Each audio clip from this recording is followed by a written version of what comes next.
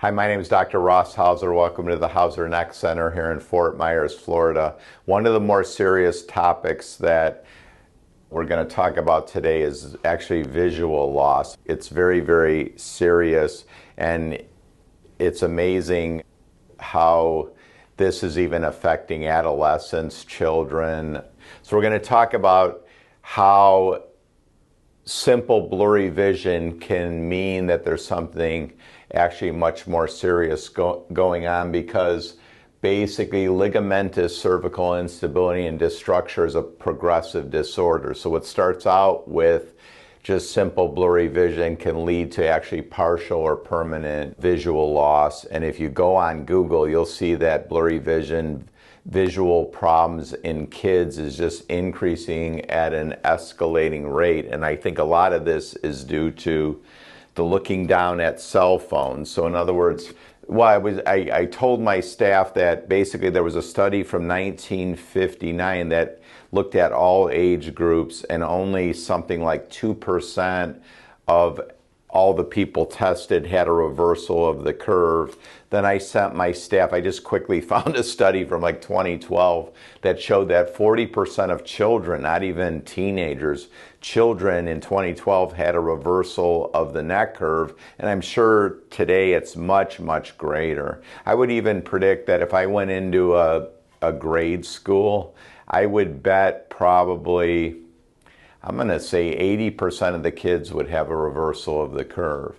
So, because you can't be, kids have this humongous head and an itsy bitsy neck, right? So you cannot have them looking at cell phones or tablets with this humongous head all flexed out, not think that at some point the neck curve's going to be reversed. Well, the problem is if the neck curve gets reversed, it injures the vagus nerve and it blocks the jugular vein. And once it starts blocking the jugular vein, the brain pressure is going to go up, and probably the kids and anyone else who the brain pressure is going up, the brain isn't going to quite function so good. And that could be the reason why they and you have brain fog, impulsivity, personality changes, anxiety, depression, right? All anxiety and depression isn't because of family things. There's a structural depression and anxiety that can occur just because the fluid flow going out of the brain is being blocked.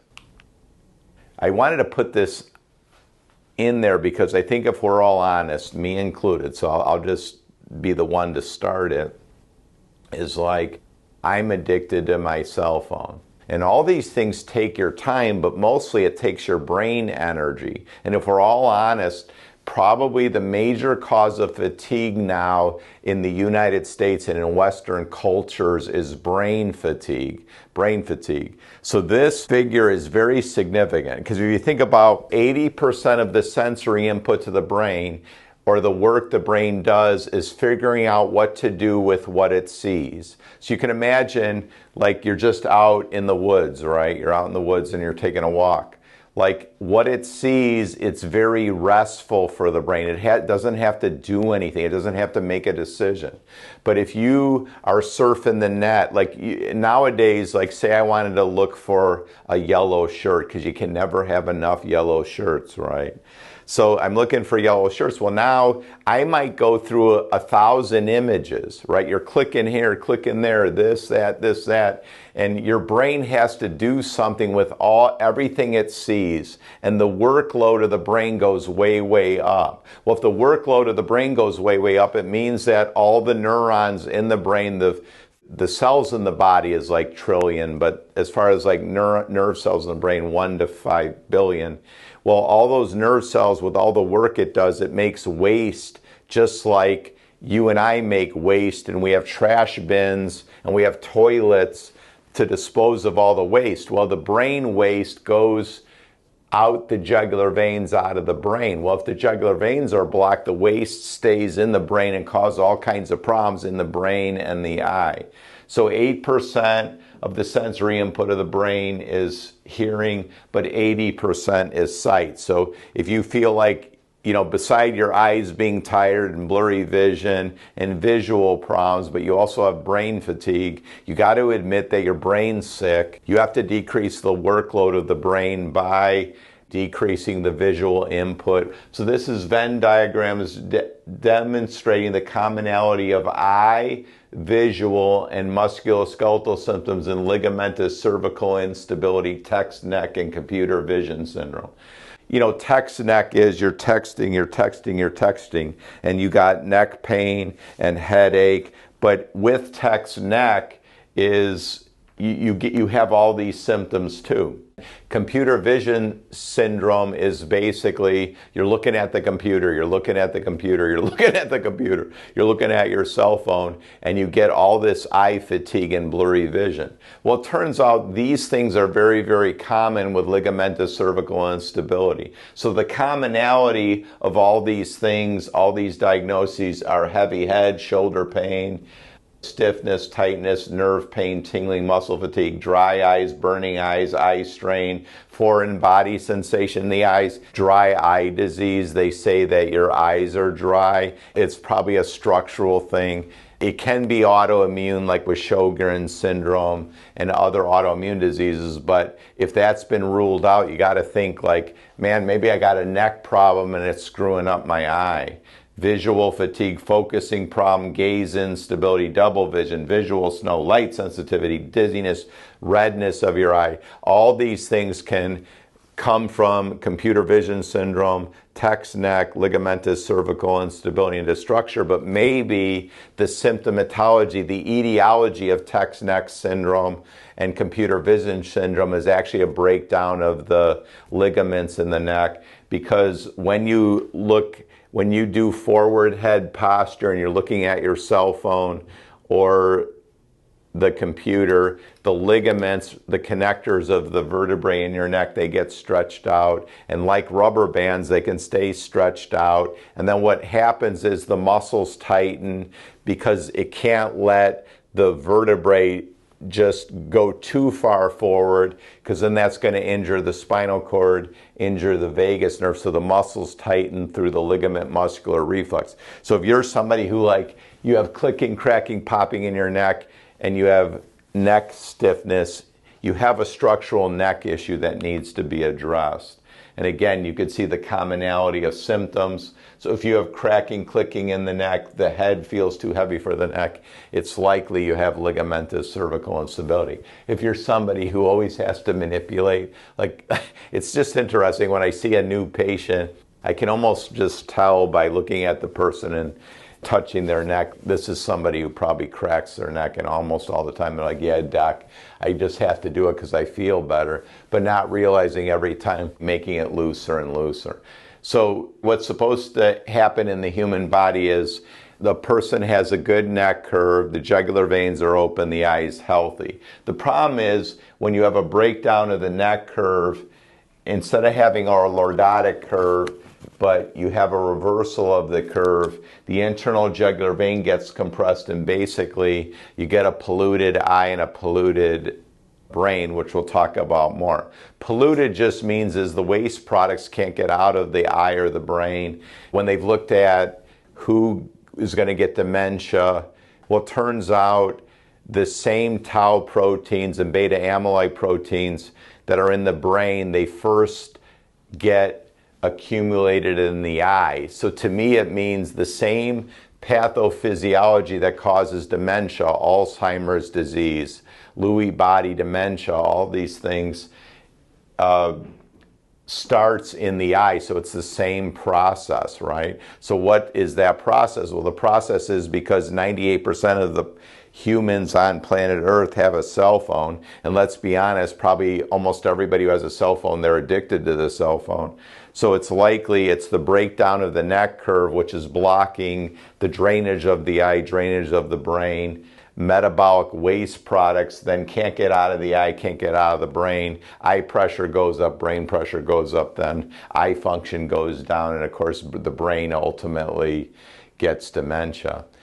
Now, one of the things we also see in the office when we examine eyes is that the pupils are dilated. This is just scientifically what happens when you shine light into the eye. So in our patient population that comes to the Hauser Neck Center, when we shine a light in the eye, and that's called pupillometer, what we find is, one, the pupils start out massively dilated and they constrict excessively to light. Basically, it means that the eye nervous system is all screwed up beside just the jugular vein compression. So this is a figure that shows how ligamentous upper cervical instability can cause eye pathology. So you have changes in the neck structure, blocks the jugular veins, then lots of things happen almost simultaneously, but the pupils dilate, fluid can't get out of the eye, so there's reasons for that. Then fluid accumulates around the eye nerve, which can ultimately damage the eye nerve, and you can get glaucoma, you can get light sensitivity because the pupils are dilated. You could get basically any pathology. Like if you look if you look at like what are the causes of visual loss in Western culture, so you would see that there's glaucoma can give visual loss. Two is macular degeneration is a common one. So basically the macula is the part of the optic nerve that connects with the retina. So when you have jugular vein compression, you get excessive fluid around the optic nerve or macula, and of course if there's too much pressure, that can cause macular degeneration, in my opinion. And cataracts is another cause of visual loss. I'm not going to go into the whole pathophysiology of cataracts, but again, if the eye is a toxic soup dump, like in other words, the metabolic waste products can't get out, well, clearly the lens of the eye through which light goes could get all polluted, and then of course that could lead to cataracts. And then, again, if the nervous system of the eye is screwed up, obviously there's going to be a lot of symptoms. And ultimately what happens is in the brain and in the eye, they get the membranes get leaky. So in the brain, we all know of the blood-brain barrier. Well, you can imagine if the brain pressure gets too high, eventually the blood-brain barrier is going to start getting leaky. Well, the same thing occurs in the eye. The eye has various barriers like the blood-retinal barrier, and that barrier gets leaky, just like there's leaky gut, leaky lung, leaky bladder. The leaky barrier is in the eye, and again, that's just going to make the eye more and more and more polluted. So one of the causes of visual loss, especially in America and Western culture, is macular degeneration. Like I said, the optic nerve, where it connects with the retina, that's called the macula. So the question always is, what's causing the eye nerve and the macula to get damaged so a person has dry or wet macular degeneration?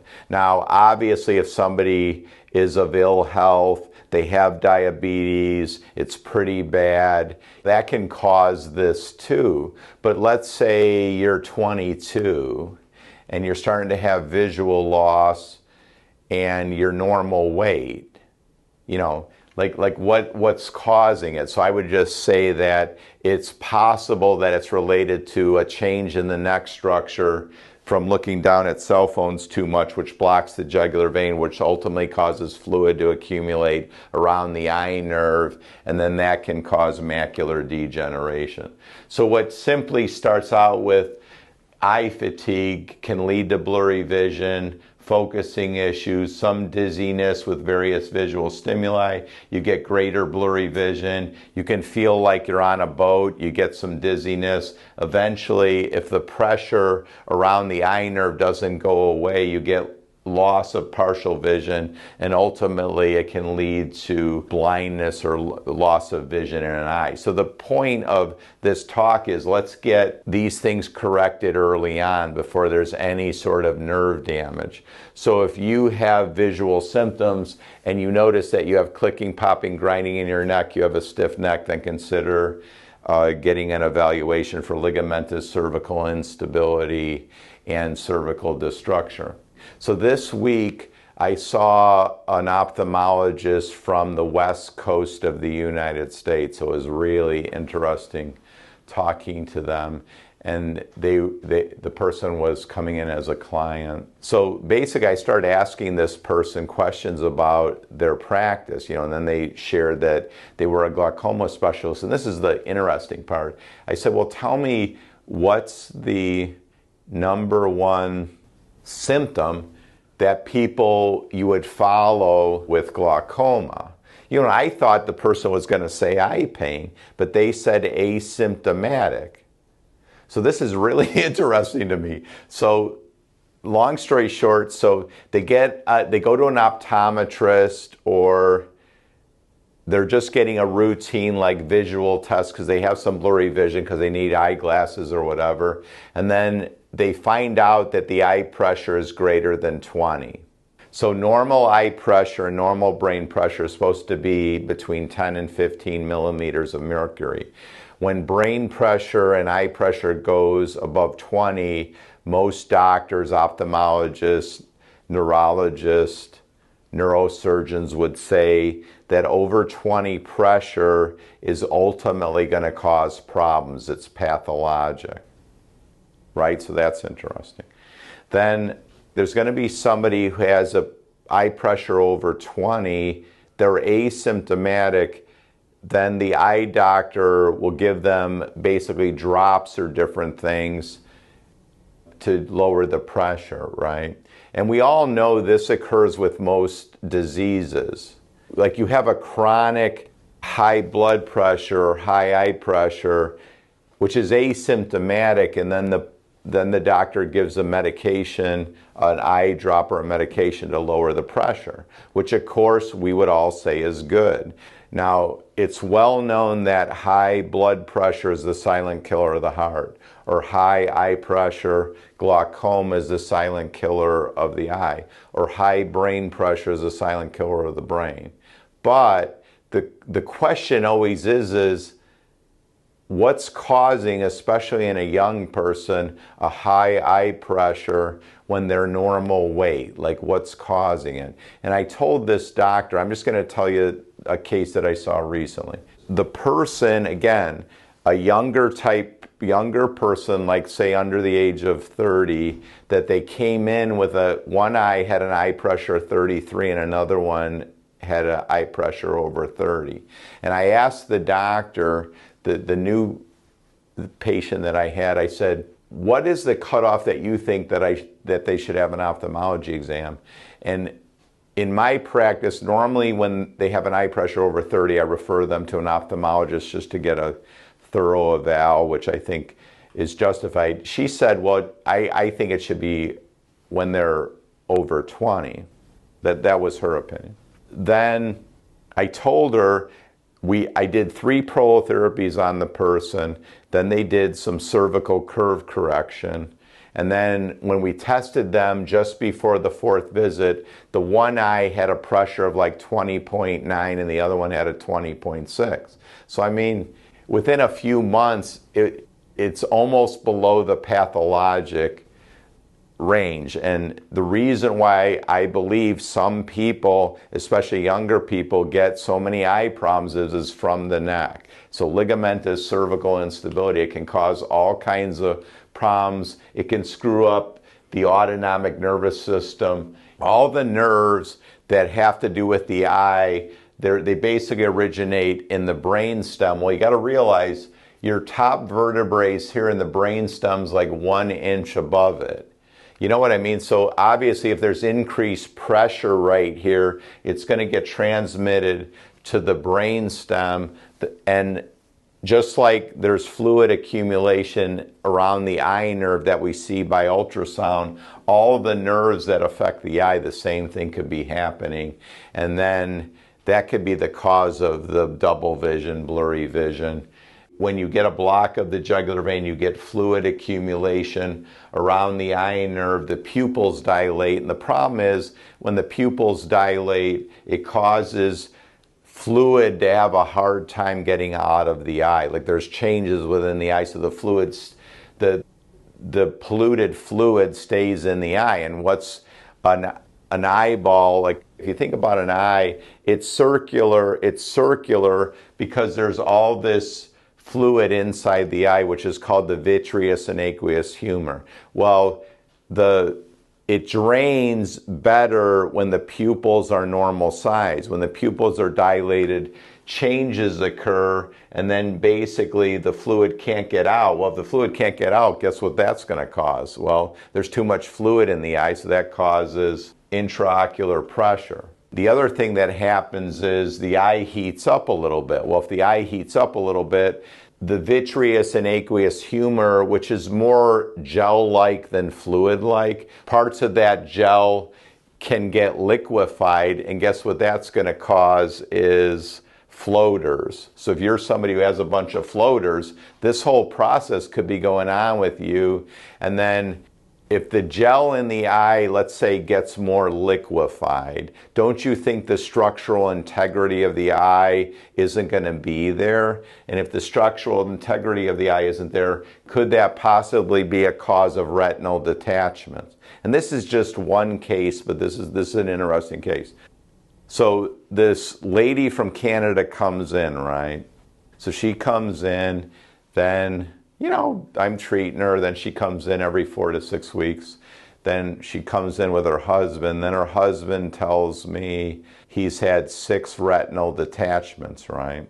So I say to him, why don't we just, for intellectual curiosity, let me evaluate you. There won't be any charge, and let's just see, I just bet you that your jugular vein's blocked on the side of the retinal detachments. And sure enough, that was the case. So we got him on a cervical curve correction program, and this has been about a year. He hasn't had any retinal detachments since he's done that. So that's just one case, but you wonder like how many other cases.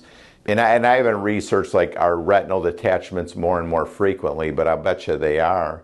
Because as people, again, get addicted to cell phones, they have bad changes of their neck structure, the jugular veins are blocked, there's probably all kinds of bad things happening in their brain, in their eye, realize the eye's in the brain, and then with their ear and hearing and balance. So basically, the episcleral veins, they drain into the cavernous sinus, drain into the jugular vein. The episcleral veins are what drain the eye.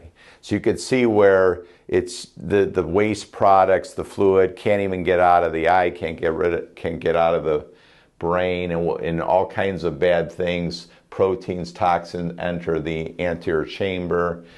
Eye pressure goes up, and then you're going to get all kinds of diseases of the eye. And one of the other things you get is you can get double vision, blurry vision, visual distortions like you see flashes of light. You can eventually get visual snow. I had a 9-year-old who the visual snow problems and her migraine headache started when she was in kindergarten. It's just epidemic. I feel really bad for the kids because the kids and the parents, they don't realize the 2-year-olds and 3-year-olds and 4-year-olds that are looking down at tablets, the process has already started, the bad changes of the neck structure, then bad things occurring in the eye and the brain. You don't realize how many things that the body does so both of your eyes are looking at the same object and it's balanced and it's stable. So like, for instance, nowadays I'm amazed at how everybody's like this, like there's teenagers now, they look like grandpa. No, I'm serious, like they have such bad neck structure, and you don't realize when you're all hunched over, for your eyes to look there, the head's got to tilt up, and that tilting up strains the upper cervical vertebrae, which again leads to upper cervical instability. When the image that you're looking at gets to your brain slower on one side than the other. In other words, if the disease process of your brain or your eye is more severe on one side than the other, you basically have gaze instability. So imagine how horrible this would be for the brain. You're looking at something, but the image is off a little bit. Like, in other words, they're looking at the same thing, but it's not synchronized, right? So then, of course, the person's going to say, I have blurry vision, it comes and goes, I feel dizzy all the time, I feel lightheaded, something's off, I might feel like I'm on a boat.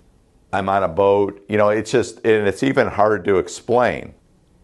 So we do tests in the office for gaze stability. The cause of this is just all this stuff. The neurology of the eye's off, the jugular veins are closed.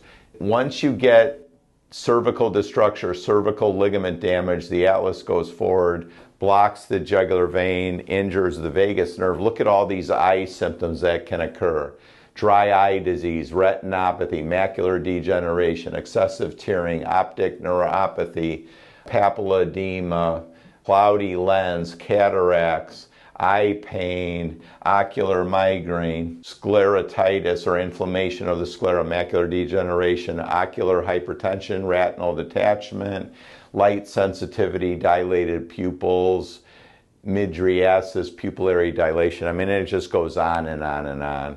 And then this is basically Karina, our ultrasonographer. That's a normal eye nerve. That's one that's just twice the size because of all the fluid. And then all that fluid's gonna eventually, in that patient, could cause macular degeneration. I put this on here just to realize ligamentous cervical instability has some severe life-threatening effects. It can cause, in my opinion, it can cause people to have suffocation issues, heart arrhythmias, severe problems with blood pressure and pulse, high or low. Ultimately, it can cause so much pressure on the brain that you actually get brain problems such as dementia. And when it starts kinking arteries, and it's a very common thing in our office to see somebody passing out, so drop attacks, seizures, all of a sudden a person can go from mild symptoms to like catastrophic, where they're like, I got to go to the ER, I feel like I'm having a heart attack or I'm dying or sweating profusely, and all these things can be from ligamentous cervical instability and dysstructure. So the question is like what to do about it. Well, the first thing is look up instead of down. So that would be limit the amount of time looking at cell phones, maybe get prism glasses so your head is up when you're trying to view your cell phone. Lay on your stomach and then look at your cell phone, but have your muscles contracted. Like, that's a good way to get your muscles engaged. Try to have good posture when you're watching TV, you're at church, when you're walking. Try to raise your chest. Try to raise your computer height. And then, of course, if you got clicking, popping, grinding, or you may have ligamentous cervical instability, get a digital motion x-ray or some kind of motion scan of your neck to see if there's some instability. And if there is instability, consider getting prolotherapy. Prolotherapy is an injection technique that stimulates the body to repair the painful areas by thickening and tightening ligaments. And then if you improve your neck structure, that typically will open up the jugular veins, help the vagus nerve, and the neurology of the eye be improved, which correlates in the people that we see with the improvement of visual symptoms.